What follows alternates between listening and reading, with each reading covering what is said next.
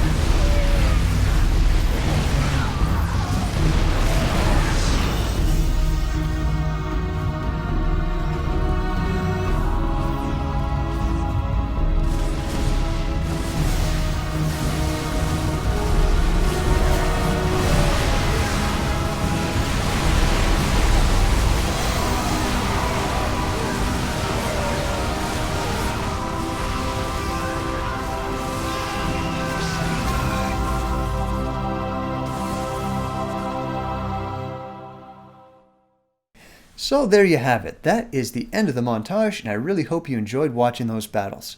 Let's do some final analysis before we end the video here. So what I did is I summed up the cost efficiency graphs for all 10 battles, and it turns out that the two armies actually traded pretty much evenly with each other. Now, this is in no way an exhaustive balance test, of course. We need many more battles. But I think what this does show you is that depending on how the players engage, there's a huge potential for the cost efficiency to swing from the Terran to the Protoss or vice versa. And that's absolutely what we want. In the cases where I did not siege up my tanks in time, or I had them in a big clump, or I didn't engage with my whole army, I was punished severely for that mistake, which is absolutely what should happen in a real-time strategy game. Similarly, when my opponent made a mistake of engaging my pre-positioned line, he was punished severely and did not trade cost efficiently at all. And that's something that actually didn't happen before these changes to the siege tank, in this matchup at least. This video took me quite a bit of time and effort to produce, so if you did like it, then it would be absolutely fantastic if you could give me a like. And if you'd like to see more of my videos, then please go ahead and subscribe to my channel and check out some of my other stuff.